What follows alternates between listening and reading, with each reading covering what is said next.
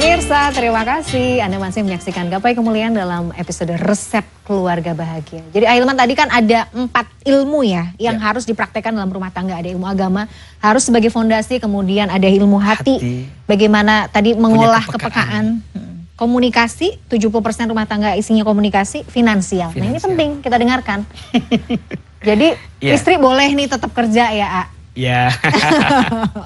Saya pernah bertanya kepada seseorang di pengadilan agama gitu ya. Rata-rata di antara faktor yang membuat rumah tangga itu berpisah karena faktor ekonomi. Ekonomi, betul. Hampir kebanyakan.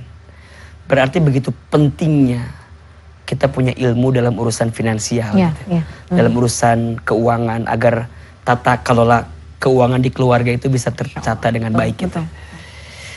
Menurut saya bukan tentang banyak atau sedikit sih, tapi tentang bagaimana kita memanage keuangan itu. Setuju. Sebanyak apapun pendapatanmu, ya sesedikit apapun pendapatanmu pasti cukup untuk hidup. Tapi sebanyak apapun pendapatanmu tidak akan pernah cukup untuk gaya hidup. Gaya hidup, betul. Jadi orientasi kita yang barangkali harus diluruskan.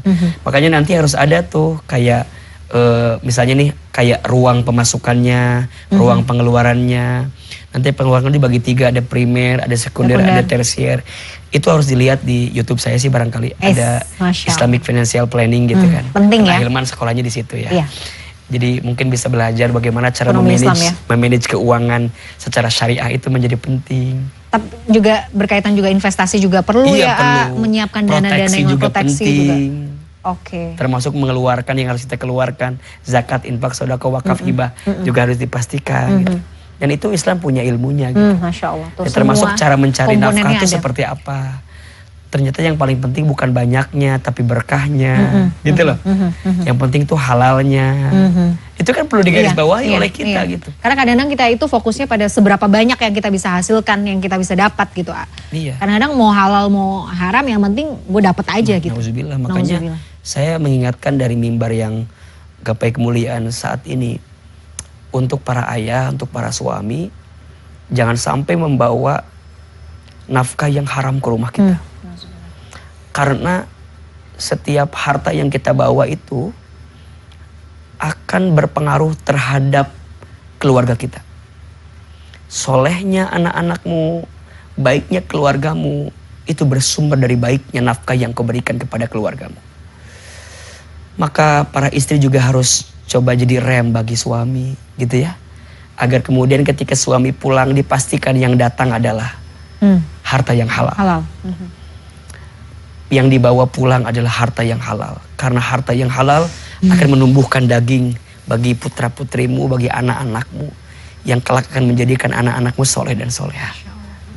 Begitu juga sebaiknya ya, kalau yang masuk itu yang haram, nauzubillah itu bisa. Maka disebutkan dalam hadis itu ya, sesuatu yang haram yang kamu makan tidak akan tumbuh daging, malah akan menjadi bahan bakar yang akan membakarmu di api neraka. Nauzubillah min dzalik. Dan nauzubillah, kadang dalam bahasa tafsir yang lain, sebelum Allah mengazab di akhirat, di dunia sudah Allah coba. Karena ada sesuatu yang kita bawa pulang dalam keadaan yang haram, nauzubillah min dzalik. Maka ada satu doa yang harus kita baca tuh setiap hari Jumat pada asar. Allahumma kfini bihalalika an haramika wa aghnini bifadlika amman siwaka. Ya Allah, cukupkan aku dengan yang halal dan jauhkan aku dari yang haram, dan kayakan aku dengan karuniamu daripada aku bergantung kepada selainmu. Ini salah satu doa juga yang senantiasa berusaha saya amalkan senantiasa dari Ahilman nih. Masya Allah. Masya Allah. Tapi memang itu doanya luar biasa. Minta penjagaan ya sama Allah supaya masuk itu yang benar-benar kita. Yang baik-baik. Makan yang kita pakai itu yang baik-baik sehingga nanti berkahnya turun semua ke anak cucu kita. Karena siapa sih yang gak pengen seperti itu baik. Ahilman, kalau misalnya ada mungkin pemirsa Gapai Kemuliaan yang saat ini mungkin tengah ada permasalahan dengan anggota keluarga, mungkin anak dengan orang tua, pasangan, istri dengan suami gitu. Harus gimana? Yang mungkin udah ya Allah ini kok gini ya rasanya. Aduh. Kalau boleh milih mah gak mau nih punya misalnya ya pasangan ini karena udah terlalu pelik. Nah kita harus gimana nih? Ya makanya nanti naikin level yang ketiga, I-nya belum kan? Oh oke. Nah ini sikapnya nih. Oh iya, itrah. I-nya ikhlas. Ikhlas, Masya Allah. That's the power of, the ultimate power ya. Jadi ya keluarga tuh harus ikhlas sikapnya. Kudu ikhlas. Maksudnya apa? Belajar menyandarkan kepada Allah, belajar menyerahkan ke Allah. Bening, suci, bersih. bahwa semua yang terjadi semua akan kembali ke Allah. Maka sekarang ada yang sedang terjadi konflik di rumah tangganya. Ya Allah, tidak mungkin Engkau mengizinkan ini terjadi kecuali ada kebaikan. Terima dulu, positive thinking dulu. Positive thinking dulu. Baru nanti jalaninya juga dengan jalan-jalan kebaikan. Kan kalau kita bicara lebih detail, sikapnya apa? Menahan marah. Jangan mudah marah kepada keluarga. Jangankan kepada keluarga, ya kepada orang lain aja jangan marah kita. Jangan, apalagi la taghdab wala kaljannah. Jangan marah bagimu surga. Kemudian yang kedua apa? Wal afina anin nas, belajar maafin. Ini ilmu. Coba, nama ikhlas tingkat tinggi ya. Di keluarga itu belajar nahan marah, belajar maafin. Ya. Dah, coba. Itu aja sebenarnya. Itu aja. Kadang-kadang mau ujiannya tuh di sini. Dan saya ingin mengingatkan kepada rumah tangga. Pengen cerita sama Umar karena istrinya tuh cerewetnya minta ampun. Gemesnya minta ampun. Rewelnya minta ampun. Nah mungkin ini relate ya dengan bapak-bapak. Jadi ada seorang sahabat yang pengen cerita ke Umar tentang cerewetnya istrinya. Yang cerewet. Singkat cerita, sahabat ini menuju rumahnya Umar. Ketika mau mengetuk pintu rumahnya Umar, sahabat ini kaget karena di rumah Umar pun Umar lagi diomelin sama istrinya. Iya. Dia serba salah kan. Aku mau ngadu istriku, Umar juga lagi diomelin sama istrinya gitu. Dan dia mendengar di balik pintu Umar tidak membalas omelan istrinya. Maka singkat cerita ya sudahlah. Daripada saya cerita gak ada solusi, akhirnya dia pulang.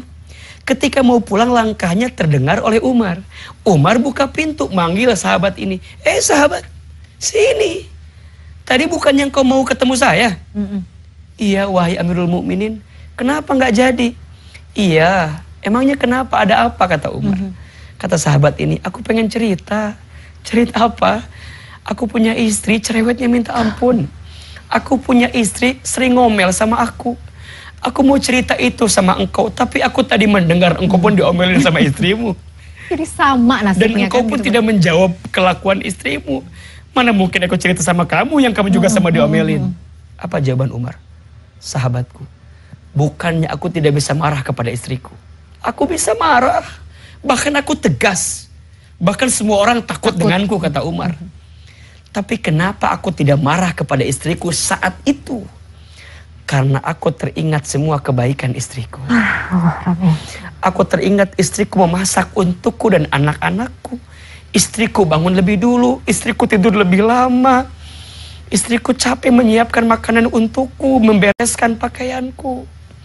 Itu yang membuat aku tidak bisa membalas marahnya istriku. Karena aku mengingat kebaikan daripada istriku kepadaku. Poinnya pemirsa, kalau ada kemarahan di hatimu kepada keluargamu, ingat kebaikan keluargamu yang begitu besar kepada dirimu, sehingga ada rasa maaf yang kau hadirkan kepada pasanganmu di rumah tangga tersebut. Masya Allah, catat itu kebaikan-kebaikan pasangan tuh bisa jadi apa ya, obat ya. Begitu sebaliknya. Istri juga jangan suka ngomel sama suami. Siap. Ingat banyak kebaikan-kebaikan. Nggak boleh ngomel. Ingat kebaikan suami. Masya Allah, menarik sekali ya Hilman. Waktu juga yang harus memisahkan kita. Nanti insya Allah kita akan bahas lagi perihal rumah tangga yang selalu nggak pernah habis untuk dibahas ini di episode berikutnya. Sehat-sehat Ahilman. Pemirsa, tidak terasa usai sudah perjumpaan kita dalam program Gapai Kemuliaan hari ini. Semoga kajian hari ini membawa manfaat, kebaikan, dan Allah Azza wa Jalla senantiasa mudahkan kita semua untuk menuntut ilmu agama. Amin ya Rabbal Alamin. Terima kasih atas perhatian Anda. Saya Meladia Rahma dan juga Ustadz Hilman Fauzi berdiri. Insya Allah kita akan jumpa lagi pada episode yang akan datang. Subhanakallahumma wa bihamdika asyhadu an la ilaha illa anta astaghfiruka wa atubu ilaik. Assalamualaikum warahmatullahi wabarakatuh. Waalaikumsalam. Terima kasih ya.